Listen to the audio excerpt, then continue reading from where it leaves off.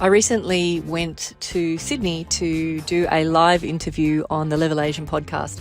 It was such good fun. Those guys have a real knack of making you feel very much at home. You almost forget that the cameras are rolling.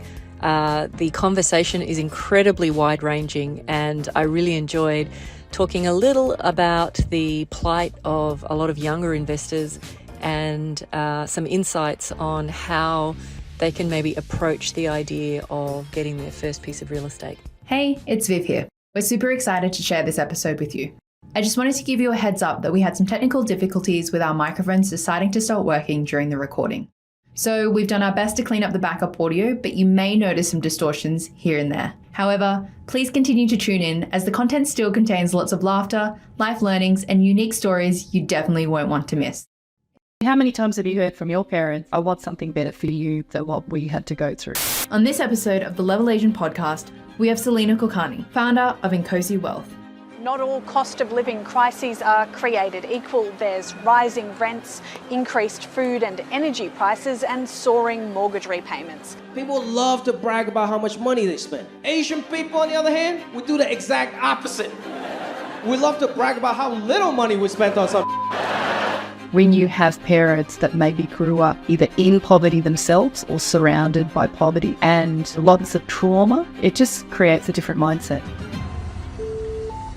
My dad was not well, and I knew they had this mortgage, and I knew I was earning good money.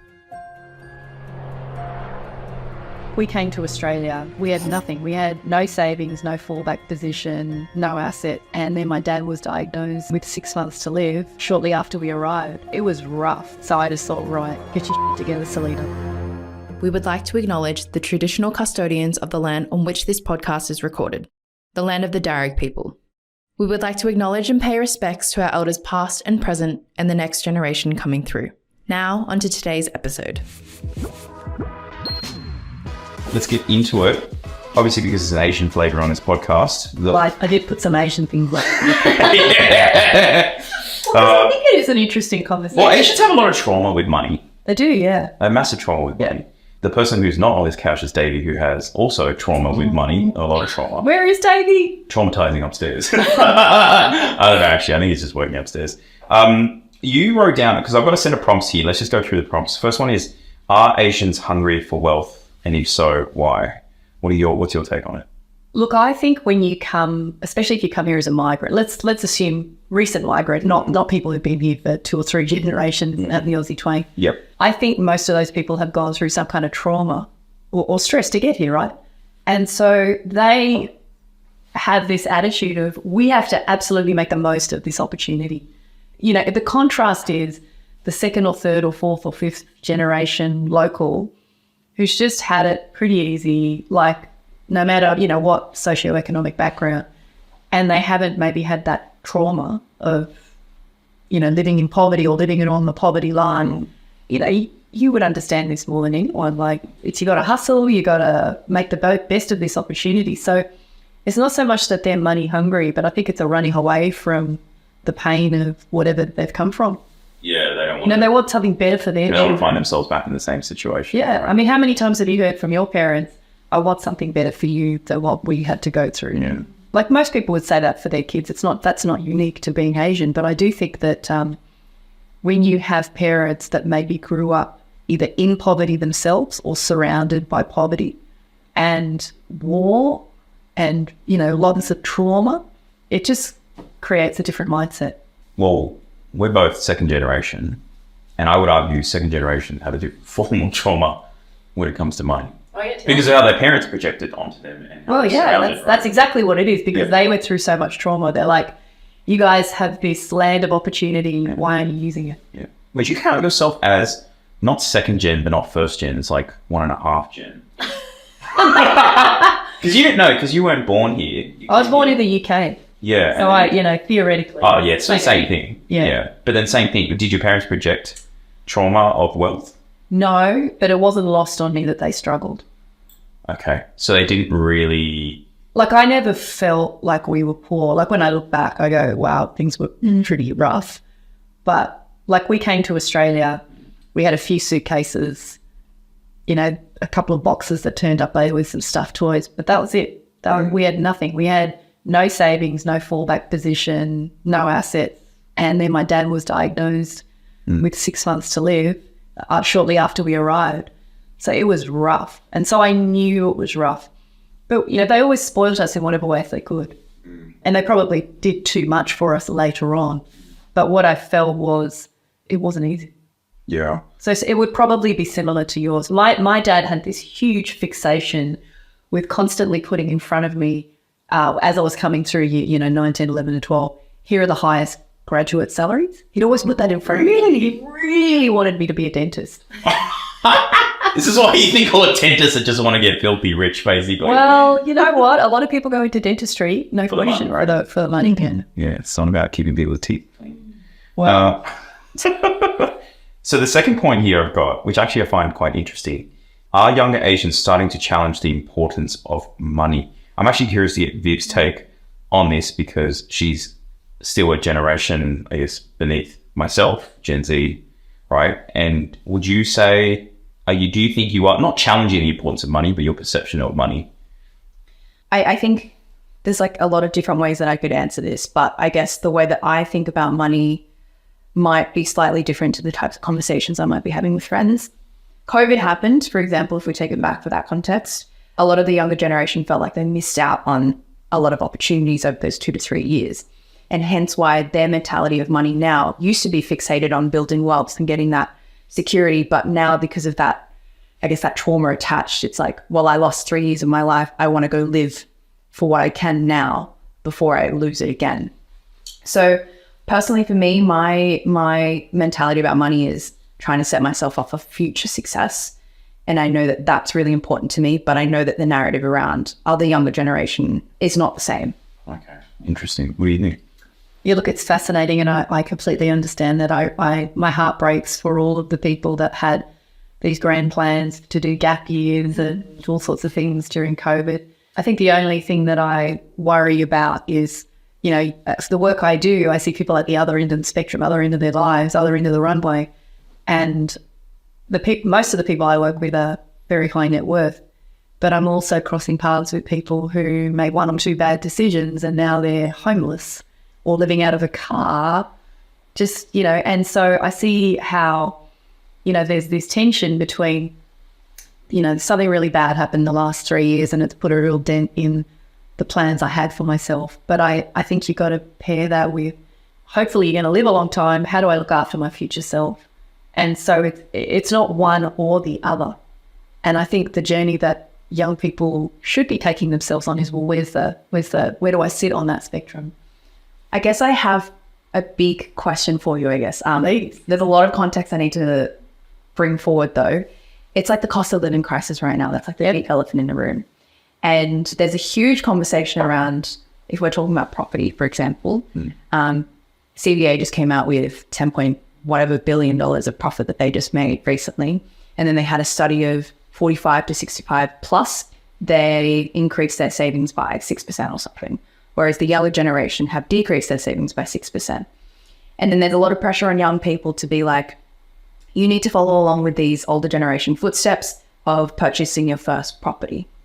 Now, then the conversation comes in with, well, the older generation or a few generations back, they might have gone through the recession and high interest rates, everything, money was tight around that time. But then the conversation now is, well, if you do the comparison, a lot of young people feel the frustration that you can't compare that situation with our situation now, because if you did the numbers, it's 5 times the salary versus the cost of acquiring a property. Yeah? Correct. Yeah. I don't know if I'm making sense here. Yeah. Well, there's like 3,000 threads in that. Yeah, exactly. So I guess like putting that in a nutshell, it's like, how do you shift that mentality, or what are your thoughts on how young people can shift their mentality to balance both securing their future but also enjoying what they can now based on what's happened? Because people feel like you have to sacrifice for one or the other. Like you say it's not binary, but I think in a lot of people's heads it's like, well, I either go get a mortgage and I basically have to give up a lot, if not everything, to service a mortgage versus enjoying my life and then probably giving up the possibility of investing in a home. The truth is that tension was always there. That is not a new tension. I think what I hear a lot of is that this is a new struggle. The struggle was the same. So, I mean, I started as a graduate in Deloitte, which was allegedly a great job, on $24,000. And if I was lucky at the end of the week, I had enough after paying my rent to maybe buy a pizza. That was it.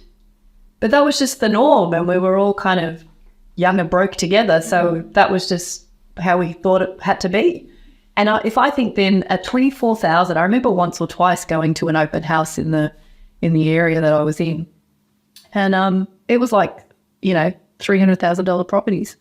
And I was on 24,000. I was like, I can't even have enough left over at the end of the week for a pizza, let alone buy a house. So I get that the struggle is not new. The struggle has always been there. It feels pretty bad now. And also there's more, and it's great that people are actually talking about it. People talking about mental health, people are talking about money, which is fantastic. But what you don't want to do, I think, is buy into the conversation that it is too hard, so I won't even try. Because I can tell you now, I know personally at least a dozen people who came to this country in the last, let's call it 7 years, from zero.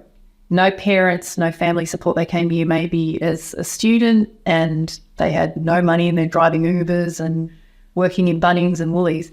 They compromised their living conditions for 2 years and then they bought a 1-bedroom unit. And then they bought another. And 7 years in, some of them up to 3-4 properties. So the conversation, you know, and I get that, you know, there's a lot of pretty negative talk about entitlement and this and that. But if I think about what was there to spend my money on when I was a grad, it wasn't actually that much. There wasn't that much. There was no online shopping. International travel was just not a thing. You know, there was no cafe. There wasn't a cafe culture. Nobody bought coffee every day. None of that existed. It was a pretty basic subsistence, really, but no one was upset about it because we had no basis for comparison. But because that stuff exists now, and it's and I spend your money in different places. I think ultimately the truth of the matter is you have to decide what are your highest values. And if your highest values are, I need to be integrated with my peers and in spending my money in that way, I need the labels and the clothes and the cafe and how I bond with my friendships is through restaurants, then find a way to do that, but you just got to moderate it. I mean, I'll give you another example. When I left Deloitte to go to London and suddenly I was earning some better money, cost of living there was pretty high. I had a group of friends who loved fine dining. You would go to a restaurant and you would spend £150 a head. Back then, 150? Back then. We would do that maybe 3 times a week. 3 times a week? What? And I realised that, you know, there's only so many fine dining experiences you can have when you kind of can keep. I mean, all my money, like I wasn't saving anything. All my money was going into, you know, this. And I realised that lifestyle, you know, I wasn't going to get out of it. I was going to be stuck on that treadmill. So I think all of this is just consciousness. Like, how can I be a more conscious spender?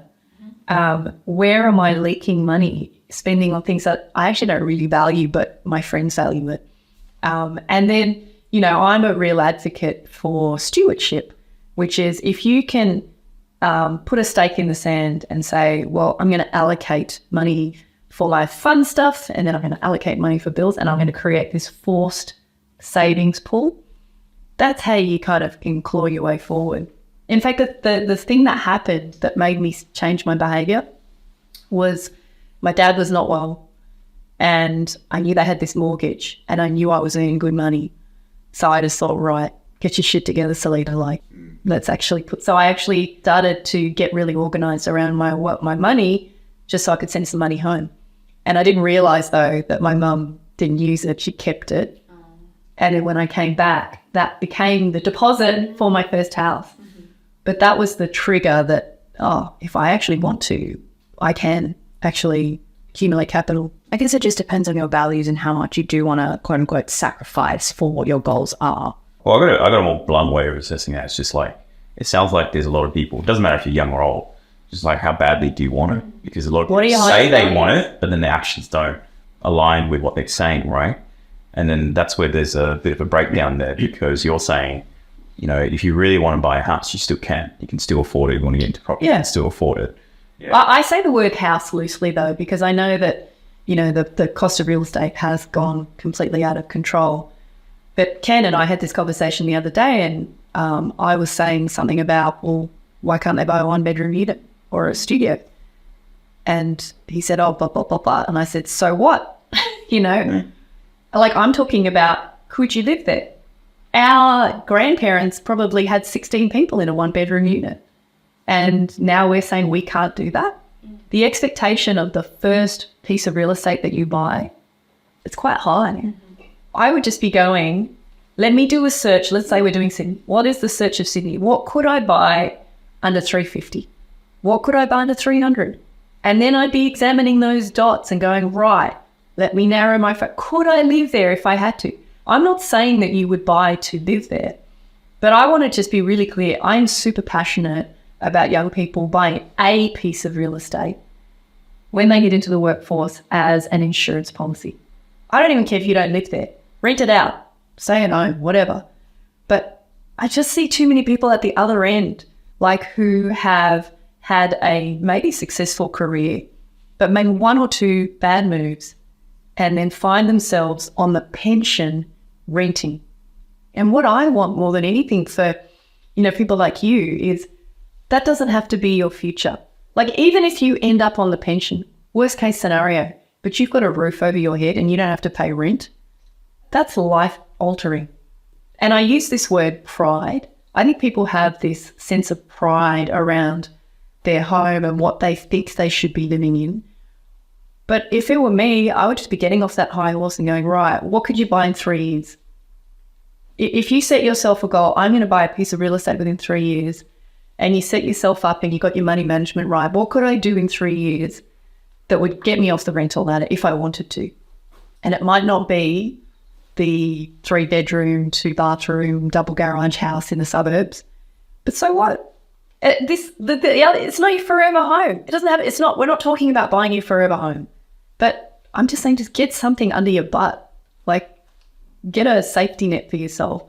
And then if you like real estate as an asset class, go on and do other things. But if you like shares or if you're into crypto, whatever, it doesn't matter. But I still think if you can just create that safety net, if you do what is required to get into that first property, money won't be an issue after that anyway. Because you'll have that skill set to, I know exactly what to do when I want to double down. And so you use the word sacrifice, Ken. I never used the word sacrifice. For me, it was like a delayed gratification. That's how we saw it. When my kids were little, we bought secondhand toys, we bought secondhand cars. Meanwhile, our peers who would have been on similar income were buying the new cars, the leases, the fancy homes. And we just kept going, no, just put our heads down. We just have to work a little bit longer, front load it as much as possible. And then, the rest of it's just downhill. Thoughts?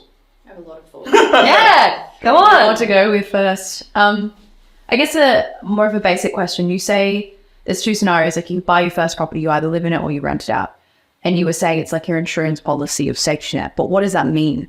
Like, why this one property? If your life turns to custard somehow later in life, you marry someone who hides all the money and then leaves you for a younger woman, or you have a Funny Jake health. you have some problem in your life, and you just you end up in a situation where you just need somewhere to live. You're not turning up to an open home and competing with all these 20-year-olds who are just at the peak of their career on the rental ladder. You've got your place that you could go back to. I guess the way I interpreted it when we spoke about it last time, and I think the way I described it was, and because there's this big propaganda machine behind real estate in general, right? There's this whole thing. It's like your dream home, investments, it's going to go up in value. It's this big war chest that you're going to build.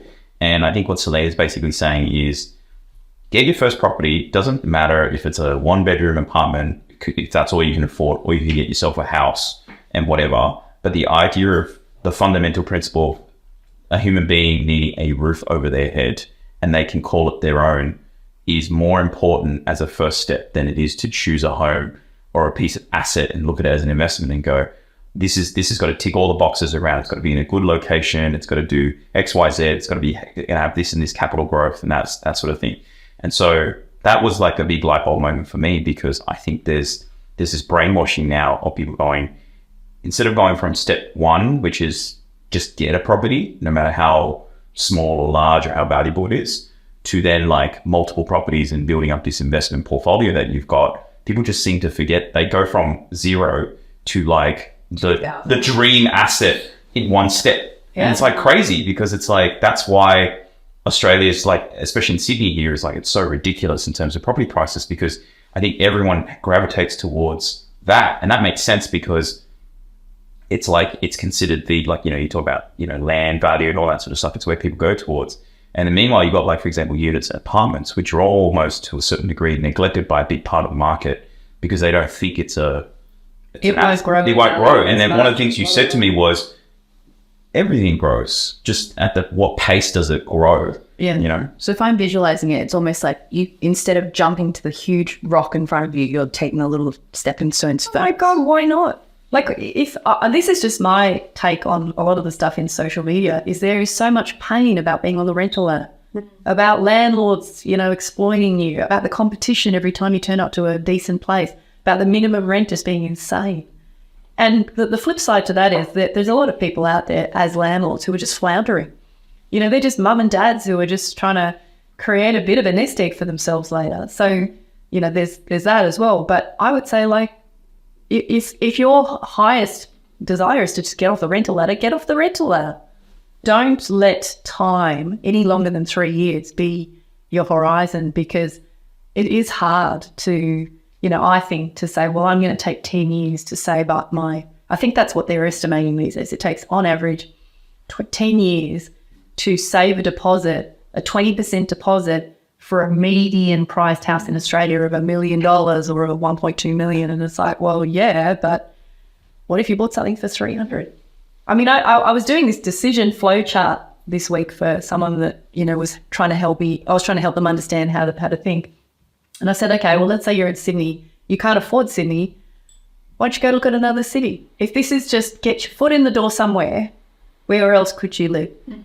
Just opening your mind to the definition of what that first piece of property needs to look like. Mm-hmm.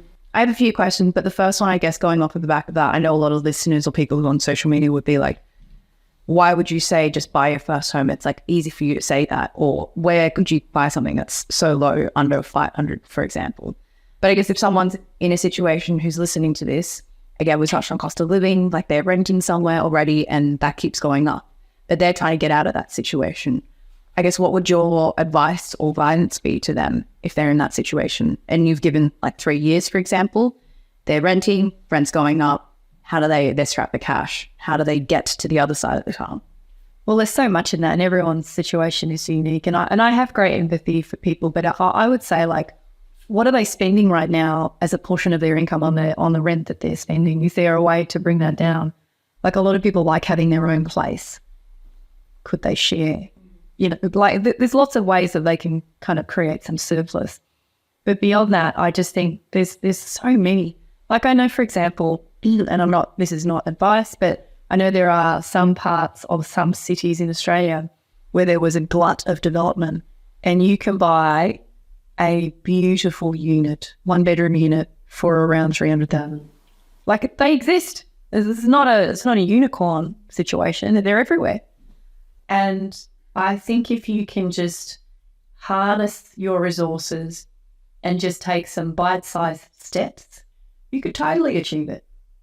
Where do you feel stuck? Maybe that's a better question. Yeah, I guess. Is it around that you just feel like life is so expensive you can't save? Well, that's the conversation a lot of people are having at the moment. I'm hearing a lot of concerns about, say, people are renting, and then by the time they've paid all their bills, they've paid their rent, done everything they can to budget, they barely have anything left to save. And that's just the climate at the moment. But if I sat with someone and we went through their bank statement, you know, a bank statement tells 1,000 words, right? I know so many young people who say those things to me, and I know in a separate conversation that they've told me that they spend $250 a month on their hair. They get their nails done every 2 weeks. You know, and so it's like that's fat. There's always priorities. There's no right or wrong. So that is money. There's no judgment. It's just there's opportunity cost, there's choice, there's preferences. There's always what is it that you value? There's always levers, I guess. The way I see it is you can either have the lever of like cutting out, which is to create more surplus by removing expenses that are now less of a priority to what you, and it goes back to Selena's point around what's your values? Like what do you want? Like, do you really want to get off the rent ladder, you want to buy a property? You can do it, but it seems like maybe the hair appointment is a bit more important because that's where things go towards, right? There's two things. There's either you cut, which is what you're saying, like let's have a look at your bank statement, and potentially there's some things in there that, you know, hey, maybe you can compromise on it. The other half is you can create surplus by just earning more. Yeah. You know, second job, go be an Uber driver. I think the issue in society right now is that people aren't willing to compromise on their existing lifestyle, but still have the aspiration that they want this, and therefore the conclusion they make in their head is cost of living is too high, it's too expensive. And it is higher, it has grown, and more so than before, but there's this, I feel like there's a recency bias of going, well, before the pandemic, which was only 2 or 3 years ago versus now, there is a visible, visceral feeling of an increase in cost of living. No, that's real. Yeah, it's a real thing. But I think at the same time, I'm like, but cost of living grows. Like for, you know, you talk about like you earning 24,000, it goes up. It's just the acceleration of it going up is different. And then what do people do in these situations? I think the fundamentals of the principle is still true. You either, and like Dave and I joke around all the time. It's like, you know, I'm in the middle of like home loan. It's just like, oh, you know, I wish I had a bigger budget. And David's response like, just make more money. You know, and like sometimes that can come off as really condescending because we're business owners and we have levers we can pull there. But I think if you're just someone who's like on a wage, you can get a second job and can find other ways to like make more money or create more surplus by cutting out the, you know, what do you think? Oh, look, there are two choices. Yeah, you either you spend less or you earn more. And one of the things that's super exciting for me about, you know, your situation now is there are so many side hustles and things that you can do to scale your income. If going and getting a second job at Woolies or Bunnings doesn't appeal, there's a lot of things that you can do in a very scalable way that would put a few $100s extra into your bank account every week, even if it's just Uber driving. But I don't think people are prepared to do that. And I think that to what you said, like you can't have it both ways. You can't complain about the way things are and not do anything about it. And I think the thing is I'm seeing a lot of young people who are really motivated and who are prepared to say, look, I'm happy to, for the next 2 years, to work 3 jobs, restrict social life, spend nothing, live on fumes, eat baked beans, and then I'm going to have my foot in the door. And then I can just relax and then, you know, go back to doing whatever. But I just think that the fact that the economy is tough right now is not a new thing. No, like I agree with this type of mentality. Like I guess I'm in a different position because maybe my mindset is like mine is for the future. Like I am working now for the future. But I do also know that there's the other side of it where everyone is very concerned about what's going on right now. And again, everyone's situation's very different, right? Like you have to go by case. So whoever is listening, take this with a grain of salt because it's absolutely every situation is different. I mean, I can empathize also because you talked about the pandemic and like I didn't go through a pandemic coming out of high school. Like it's a very different circumstance. You know, you go through 2 to 3 years of essentially what's considered some of the best years of your life on a social level. Yeah. And that's being like ripped out from underneath you. So I think a lot of that angst comes from that for younger people, which is to say, hey, we haven't even lived yet. And you're telling me to like sacrifice right now. It's a tough pill to swallow because we can say, you know, hey, you know, you went to London, I did my traveling and that sort of stuff. And it's like, you know, we've ticked things off the list. But a lot of people, like you said, are like, still catching up. What the hell? Like we haven't even done anything. Like life's just getting started. But I mean, maybe tough love perspective on my side is like, it's just the way that cookie crumbles. Like people looking for a scapegoat. It's like, who are you going to blame? Like everyone's looking for the, you know, the politicians and the Reserve Bank and, you know, whatever's happening right now. It's just like, you point the finger at each other, but no one's out there to really help you. I mean, the reality is you can only help yourself. But I guess the shift now is like younger people, I guess, have less of a priority of having to purchase property and they're spending their money in different ways now. And like that's fulfilling them in a different way. And it might be fulfilling them to set them up in the future in a different way to buying a property or an investment. But I guess that's just how, again, like the mindset shift is happening. If someone came to me and said, look, I've had this terrible time during COVID, I had this gap year plan. I was going to go traveling and we went to custard. So I'm going to take the next 2 years and I'm going to just have fun. Go for it. Like that is totally like conscious living. Mm-hmm. And that's what's great is you're consciously making that decision, but you can't do that forever. Yeah. And so I think, and I guess the frustration that I am witnessing is it's not fair. And as you said, it's kind of like it's not fair or unfair. It's just how it is. Yeah. So if this is how it is, if this is the new norm, what are you going to do?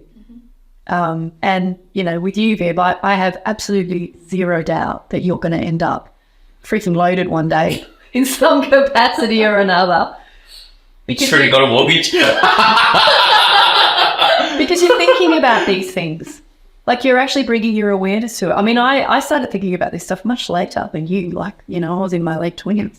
But I think you get to it however you get to it. But no one's shoving this down anyone's throat. But I'm just saying, like, if you really want to get to that next level, if you want to get off the rental ladder, if you want to have a better life in the future, at some point, you've got to draw in the line in the sand, a bit like I did. I was like, all right, enough is enough. Enough of these bloody 150-pound dinners. Like, stop. And I just pulled out of that circle a little bit because I just thought it's not my highest value. I was just kind of going along with what everybody else thought. And I'm seeing it now. Like, I see people who are on $40,000 to $60,000 a year who are still saving. One of the kids I'm talking about, he had a job that was in a call center. It was so bad. His employer often did not pay him. It was very dodgy circumstance. So he just got a second job at night at Bunnings, third job on the weekends at Coles, and within 2 years, bought a 1-bedroom apartment. Can be done. Yeah. No family support, nothing. Yeah. This episode is produced and brought to you by Social Wave. Social Wave is a strategic content marketing agency helping businesses grow revenue using video, podcasts, and SEO. Head on over to socialwave.com.au to find out more. Now back to the show. Because people are going to be like, okay, so you're telling me to buy this 1-bedroom unit, this apartment, what next? Like, if I want to build wealth, what's the next step? That was going to be my question. Yeah. So we talk about...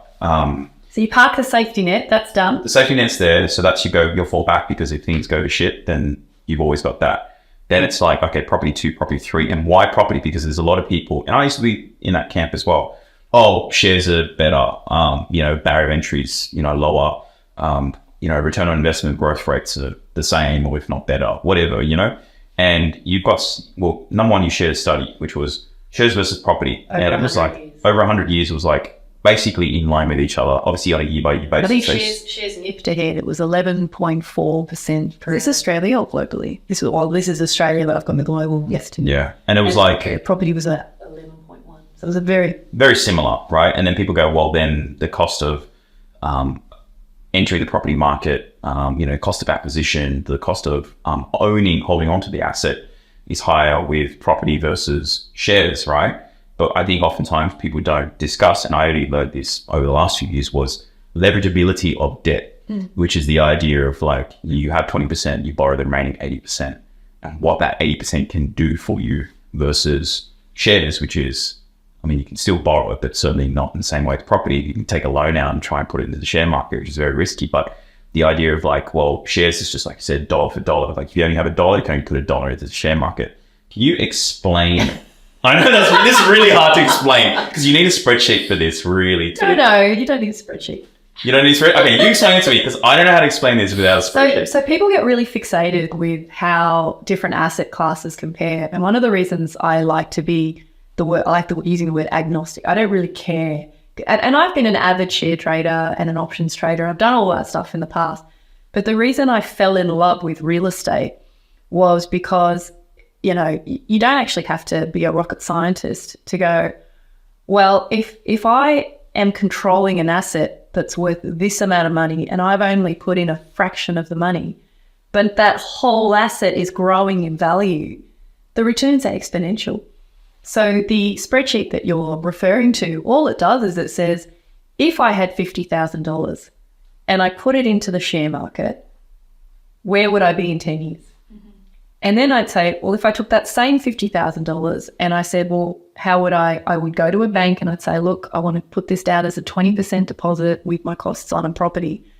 The differential over 10 years is huge between the return that you would get on the property versus the shares. So this argument that people continue to have about shares being better than property and blah, blah, blah, blah, blah, blah, that's the wrong thing to be focused on. The real thing is, if I can put only 20 cents into every dollar of asset that I control, I'm going to massively inflate my returns. Whereas if I have to save a full dollar to go and buy a dollar of shares, and I know you can get margin loans and all of that, but that comes with its own bag of snakes, then, I have to work so much harder. Mm-hmm. If you look at two investors who earn the same amount of money and have the same amount of savings, and you watch what they can do with their money over time, the property investor wins exponentially, hand down. Like, we're not talking about business as a contrast here as well, Donald. But your question about, well, you've got your insurance policy, you've got your one-bedroom apartment there for just in case, or maybe you're living there, who knows, what next? But the simple answer is, like I always say, start with purpose. Every asset that you buy should have a purpose. The reason I'm going to buy this particular asset is because I see it as giving me the highest probability of capital growth. Or I'm going to invest over here because I'm looking for income. Or I'm going to invest over here because it's a personal asset. Or I'm going to invest over here because I can see a profit. I'm going to do something to flip it or do development or whatever. They're not thinking in that way. So if you've had to put some financial discipline in place to get to that first piece of real estate, it's almost like the matrix starts to appear, because you kind of just go, well, if I just rinse and repeat that a little bit, and then I let time do the heavy lifting. Like, I remember when I first started investing, I had this dream of, if I got to that net worth, it would be like, that would be amazing. And I have sailed way past that. Mm-hmm. But not because I did anything all that tricky. Like, I think of myself as a full-time investor now, but I didn't start that way, and it was all just, what can I do on the side? You just need to be consistent, and then you just have to be patient and let time do the heavy lifting. Like, for me, financial independence means I live mortgage-free, I have this much passive income coming in, and maybe one other condition. My kids are through school, whatever, I don't know, whatever it is to you. If you're really concrete about that, then you go, right, well, how do we reverse engineer from that, given the income you've got, your risk profile? It doesn't have to be that complex. And the more important thing, especially with real estate, is you don't have to do that much. This whole thing of you need 10 properties in 10 years, like, I don't even know where that came from. That was a marketer. Give me muff with that. Wasn't me. But can we just go into the mechanics of the example, because I think this is where it gets lost, because I think a lot of people's baseline knowledge, and I was one of those people, I just couldn't grasp when you say, like, oh, this will be worth 2 mil in however many number of years. And you're like, but how? Where the bit that I finally wrapped my head around was, okay, let's just say, for example, you buy this first property and you sit on it. And this is like, you live in it or you rent it out. It's your first one's in your back pocket. And then you go, now I want to build wealth. You already have technically, but yes, that's your insurance policy. Yeah, like, I don't think people see it that way. They just go, well, this is the thing that I live in or whatever. And then the next thing to do is go, okay, well, let's just say over 4 or 5 years, right? You have a property, say Viv's got a property 4 or 5 years down the track, that property's grown a certain amount in capital growth, right? And then and you've also paid down your mortgage during that time. And so then the idea of then, like you said, draw down on the equity, you're like, okay. No, I don't advocate that bit. You don't advocate for it? Why is that? So the strategy that was flogged to death over the last 15 years is exactly that. You build this house of cards. You buy a property, a piece of real estate, you wait for it to go up in value, you go to the banks, you refinance, you do it again, you do it again, you do it again. How my parents have done that. Yeah, so you can't do that as easily anymore, because the thing that wasn't there in the past that is there now is all borrowing in Australia, New Zealand, hinges on your serviceability. So your income is always the limiting factor. So when you're getting started, you want to hitch your wagon to a property that's going to grow in value and then go, yeah, let me just use some of that equity. But the thing that I would say to you is, let's assume you can do that a little bit, but not a whole lot. Maybe you could get into 2 or 3 investment properties by doing that strategy, and then you hit a wall. Think about it a different way, which is if you learned the skills for, say, your first property you bought was $300,000. And so you had to save, let's just round it up, $40,000 to $45,000. You had to save that to buy that first piece of real estate. And it took you 3 years. Instead of waiting for that unit to go up in value, couldn't you also just keep that principle of saving in place and then just buy another one?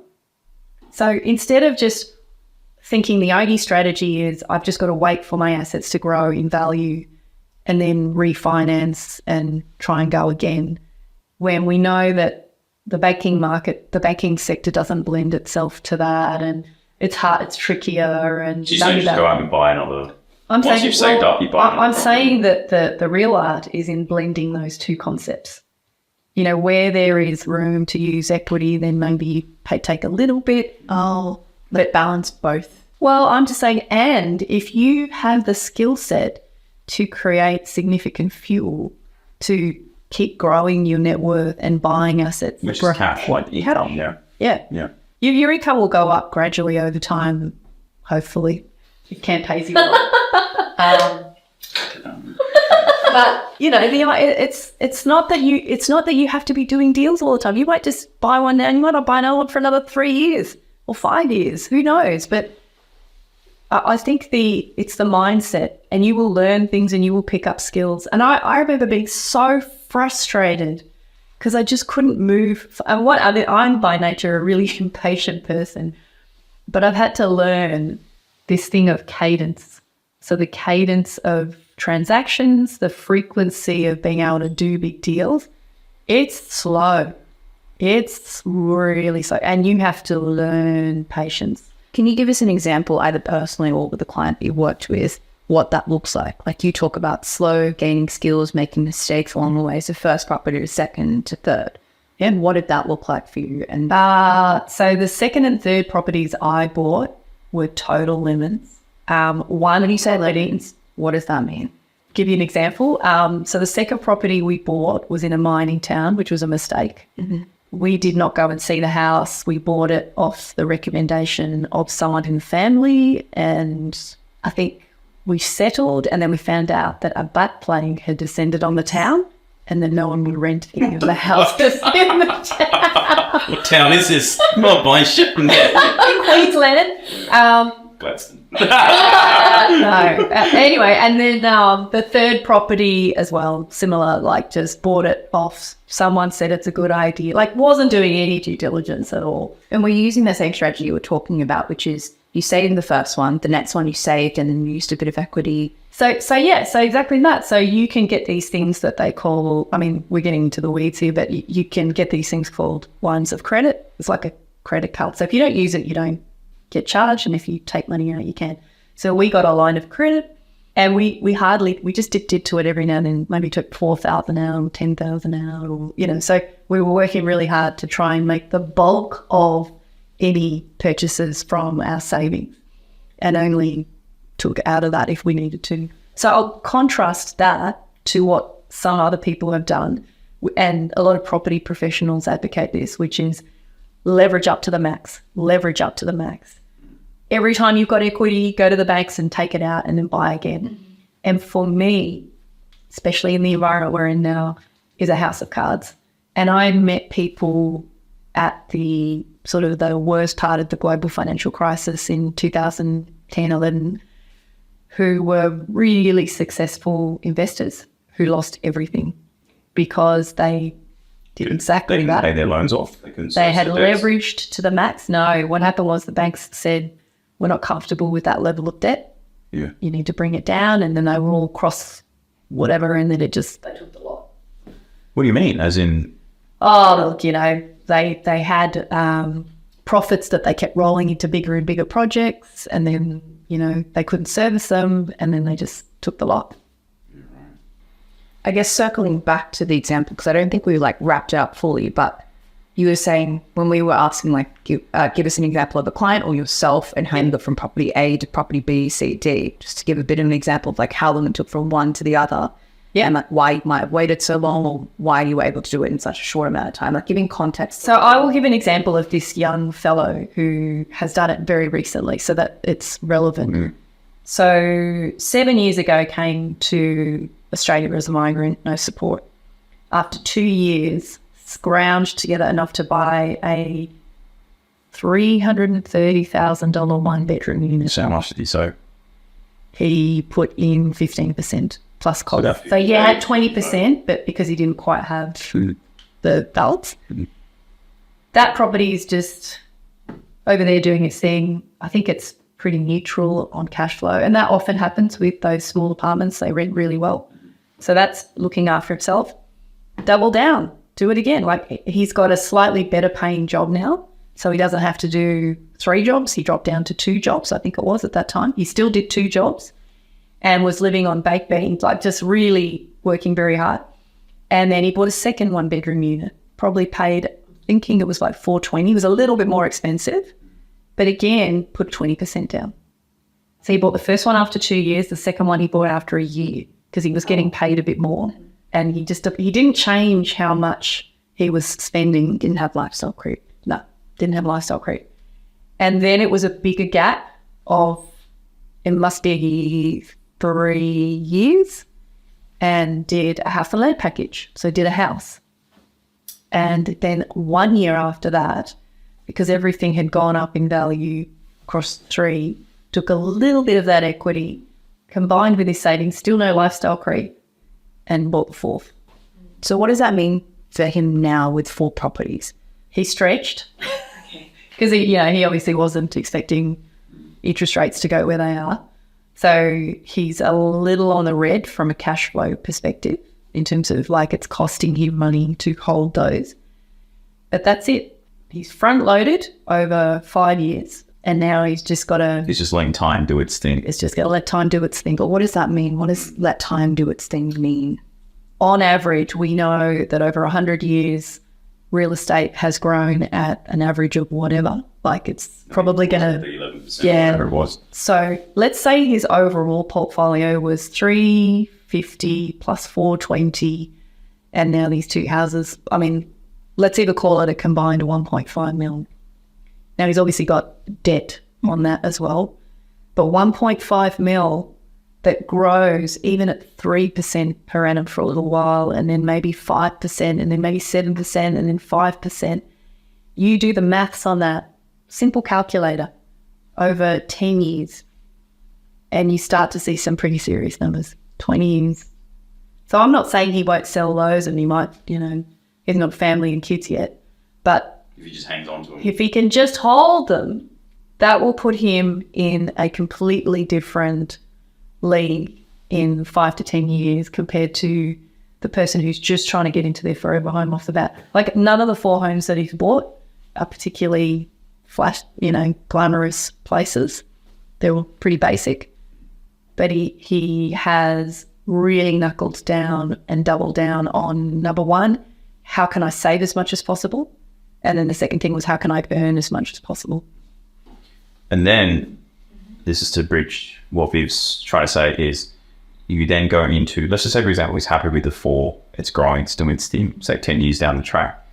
And he goes into now consolidation stage where you're like, okay, how do I actually now take money off the So you're table? talking about the parts of the wealth game. Yeah, exactly. Which is, I think, important because people go, well, yeah, I've amassed these 4 properties worth 1.5 mil. This is my net worth now, but I've still got debt. I'm still like negative cash flow. I'm still, trying to make sure that this is not the lifestyle I want. I want the lifestyle where I can do whatever I want. I have my own homes. I don't have debt, financial freedom. So then you need to probably walk through whatever the next parts are, because then it gives people a full holistic understanding of like, okay, this is why you need to get it so early. Let time do its thing. And then what do you do on the back end of when time has done its thing? So there's always, there's a trade-off between, the patience game and wanting to get to the financial freedom. But my story is that in 2009, when the global financial crisis hit, we had quite a few properties at that point. And on paper, we were doing really well. And the experience was terrible. It's like, these bloody properties are doing nothing for my lifestyle. Mm-hmm. And because I kind of love numbers and I love spreadsheets, I was starting to get really good at forecasting, like where are we going to be in 5, 10 years? And I was trying to work out, when are we going to be at that point in time where we don't have to work as hard as we are now? So my husband, John, you know, he uses his hands, his wrists were starting to get sore. And I was like, oh, if we could only just, you know, get to the end game. And I realised when I extrapolated the properties that we had, we were still 25 years off. And I looked at that and I went, this is just terrible. This is just like, what's the point? We might as well have just enjoyed the money, like instead of investing. And so that led me to go, well, what else? Like, how else could we fix this? And I stumbled across this class of real estate assets that I have called alternative, because they are structured differently in international markets, which are able to give very predictable, sustainable cash flow. And I worked out, if I could take a small portion of my net worth at that time and divert it into, and it doesn't have to be that, but any assets that deliver that strong, predictable cash flow, instead of having to wait 25 years, I could shave that timeline down to like 3 to 5 years. And so that's what I did. I kind of started to get very interested in, well, how do I, if I'm going to invest in offshore markets, in real estate deals in other countries, because Australia just doesn't lend itself to cash flow.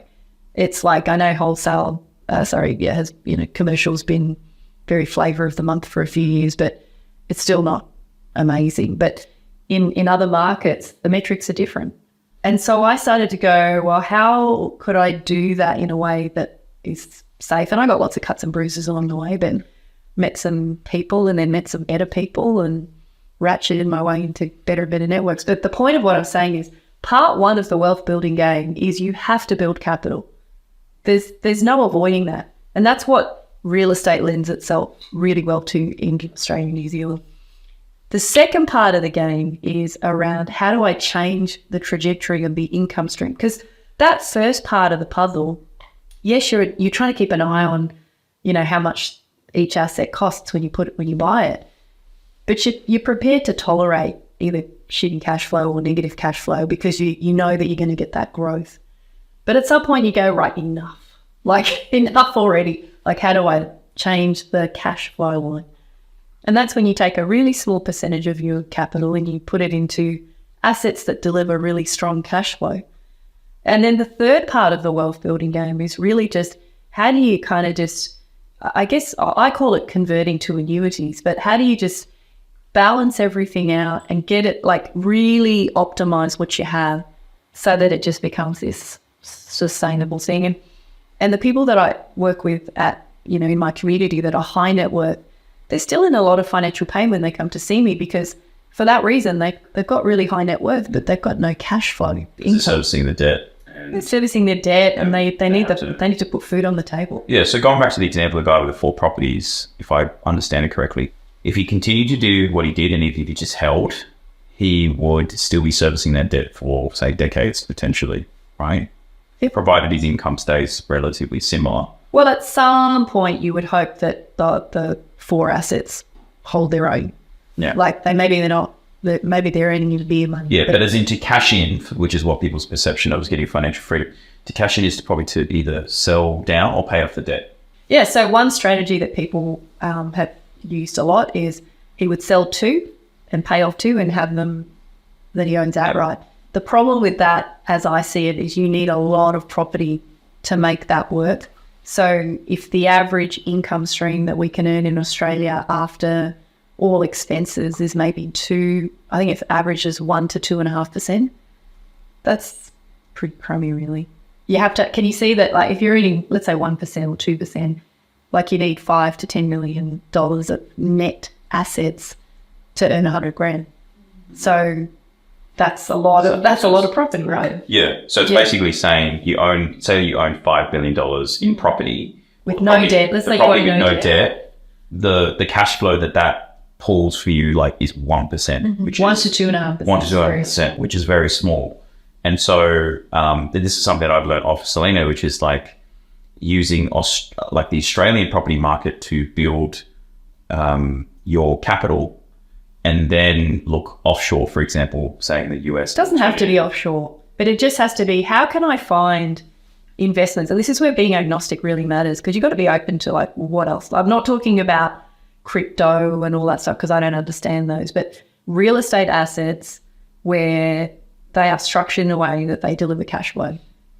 Then you're starting to kind of architect an outcome that's sort of interesting, but he hasn't had to wait the 25 years. Property in Australia is phenomenal for building net worth. It's terrible for cash flow. It's really terrible. So, you just got to recognize that there's part one of the game, part two of the game, part three of the game. Yeah. I think everyone needs to see all three parts to understand why you should even get into part one. Yeah. That's the problem. Part two. Because then you're like, why the fuck am I doing this? Because you just project yourself like you did 25 years down the track and gone, what the hell? I'm still going to be in a similar situation. Yeah. So that's why I'm trying to etch this out of you, because it's important for you to understand the full journey, because if they don't and they just look at part one and they think part one is part two and three, it's going to all look the same. Let me then explain. they'll stop. Let me give you a different example at the other end of the spectrum. I had a client come to me, he's worth $20 million. And he's in a situation at the moment where he has to earn $300,000 a year just to service those real estate investments before he can even afford to eat. So the point of why I'm telling you this example is that, you look at these people with high net worth and you think that they've got it sorted. But the strategy which maybe people had years ago, which is you create this net worth, you sell it all, and then you just eat the cow.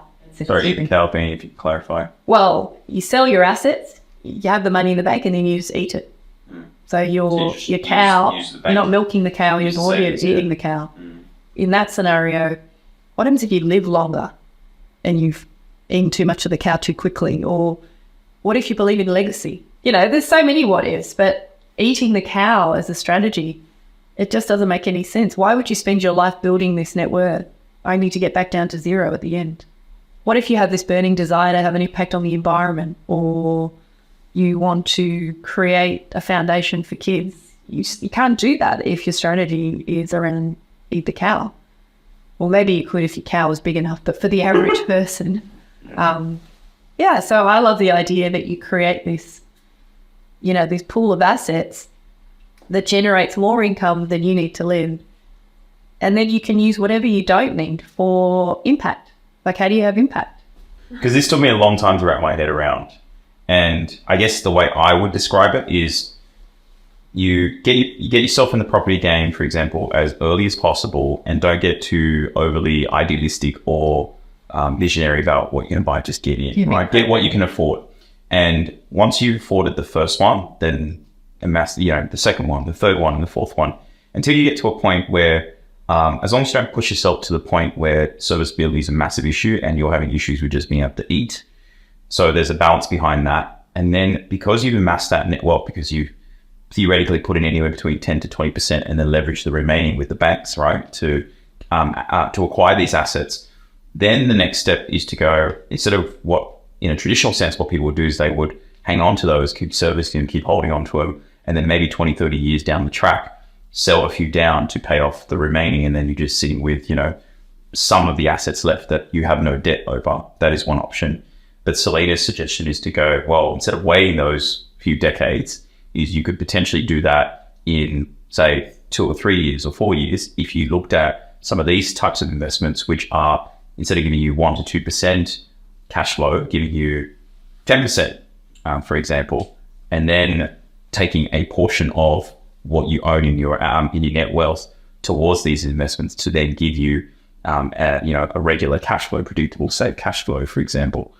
Have I explained that correctly, or am I missing something? Sort of, except for what I would pre-frame all of that with. That's just one way to approach it. But I think just for people, and I'm advocating just buy that first property. Yeah. Don't worry about the rest of it. Yeah. That's what I want. But people can't help themselves. No one's gonna.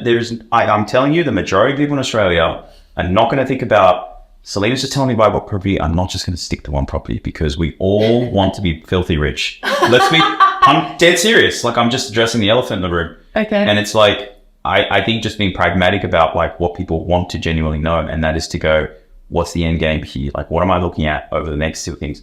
because I'm not ready to take step one until I know what 30 years down the track looks like. What's all this for? What's all this for? What for? Explain to me what for.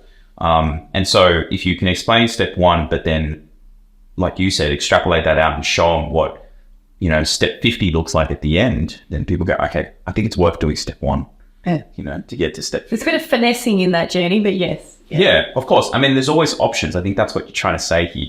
But I'm just trying to paint just somewhat of a simple picture for people to just get. I totally yeah. So here's the thing. For you to take $1 out of your pocket, to think about putting it aside for your future self, it's really hard to do that unless you understand where that will take you. I get that. And so what I think younger people need to get really good at is going, what is the actual implication, maybe to my life, even in 5 years, if I take this $1 out of my pocket today, if I don't spend on that coffee or that haircut or, whatever, those foils, whatever that is, what is the implication of that? And the only way you can do that, and I know this sounds really silly, but you sit there with a calculator. You don't need a spreadsheet. You just go, well, if I can create a surplus of whatever, $1,500 a month, $300 a week, and then that works out to this amount per year, and that equates to this amount over 3 years, what could I buy for it? It's not rocket science. Like there's a whole industry out there that is designed to make this stuff seem very hard, and that they've got inner information and that they know where the hot spots are. You don't need any of that. Like, it's research 101, it's money management 101, it's investing 101. You don't need all the fancy bells and whistles. I can show you how to get from where you are to your first investment property, and you don't need any experts helping you. Oh, well, I think, Viv, you and I are going to hold hands over the next couple of years, and we're going to get you into your first place. She's already got a first Second place. Oh, so then you're obviously sitting on the fence because you're hearing people in your ears saying it's too hard. For me, it's less about that. I'm just conscious that that's the conversation happening now, and not to discredit that discomfort that people are feeling, especially those who might be listening to the pod, for sure. But I guess if it's my situation, I know a lot of other people who would be a lot younger, not personally, but a lot younger, who have sacrificed or put forward their values to be able to save a properties, taking 2 or 3 jobs, for example. But I guess my situation is like, I acknowledge that I'm very privileged, that my parents have knowledge and this experience in purchasing properties, and that's what I've grown up with knowing. So like their whole thing about building wealth is assets, which is property for them. They've accumulated a few properties so that they can retire and have financial freedom later on. That's been passed down to me. So I've got a first property now. Obviously, it was purchased in a time where interest rates were great. Now, not so much. But I think it's just having the patience and knowledge of knowing that I can hold it out for 18 months, then I can go on to the next step of whatever I want to do. I honestly, I share your empathy for people who are really suffering.